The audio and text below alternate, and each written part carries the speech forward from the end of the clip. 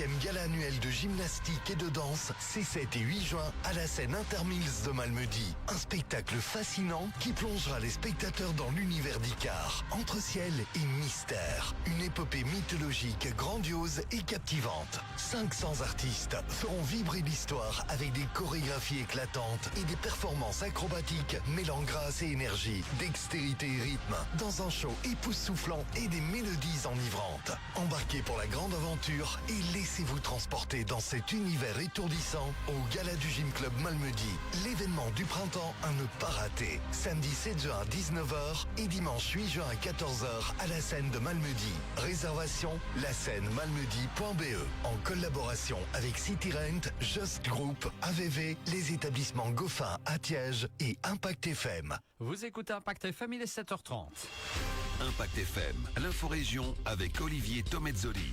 Un jeune homme de 19 ans tué ce week-end à Spa. Il a reçu plusieurs coups de couteau dans la nuit de vendredi à samedi.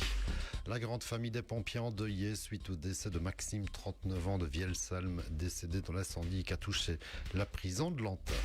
Et en football, doublé Coupe Championnat pour Saint-Vite qui a remporté hier la Coupe de la Province. En athlétisme, on notera le titre francophone décroché hier par Victor Hendrix sur le 10 000 mètres sur route. Lundi 2 juin, le développement des titres de l'info de l'arrondissement. Présentation Olivier Tomezzoli.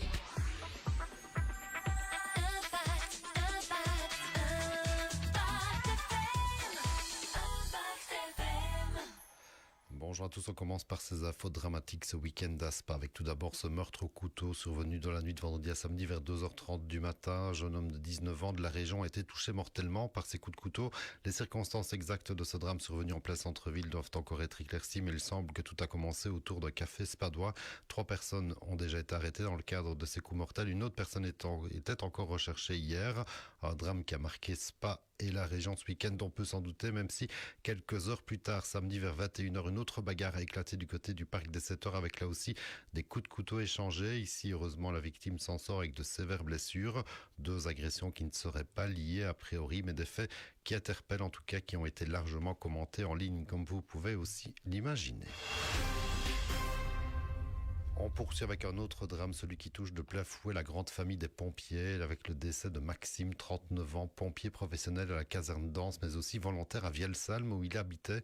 Il est décédé lors de l'intervention sur l'incendie qui a touché la prison de Lantin jeudi soir. Toutes les zones de secours ont rendu hommage à leurs collègues morts au feu, alors que les pompiers de la zone 5 ont dû régulièrement le croiser lors d'interventions communes avec les pompiers de Vielsalm. Maxime était père de 3 enfants.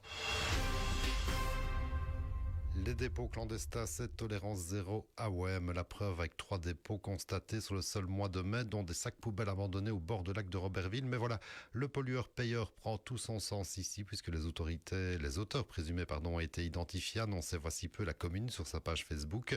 Les PV d'infraction ont été transmis au parquet et aux fonctionnaires sanctionnateurs. Les amendes devraient suivre rapidement. Chaque dépôt sauvage est un manque de respect envers notre environnement et envers tous ceux qui prennent soin de notre belle région, poursuit la commune de Ouem, qui précise que les contrôles seront renforcés, tout comme les mesures de répression pour mieux protéger nos espaces naturels. On passe au football avec du suspense. Début du spectacle hier après-midi pour la finale de la Coupe de la Province P3-P4 entre Saint-Vite et Jalais, les champions de la P3D face au 7e de la même série pour une finale qui s'est déroulée sur terrain neutre au Crèf à Blény.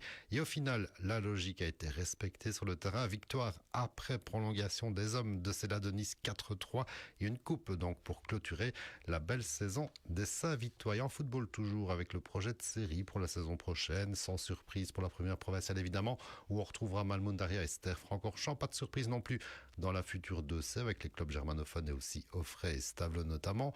La 3e série d'accueillera, elle comme attendu, Malmundaria B, 3 Ponts, l'Alliance d'Haute-Fagne et Bellevaux entre autres. Et enfin, comme la saison qui se termine d'ailleurs, la 4F accueillera nos équipes régionales de P4. On suppose qu'il n'y aura pas de demande de changement de série de la part de nos équipes.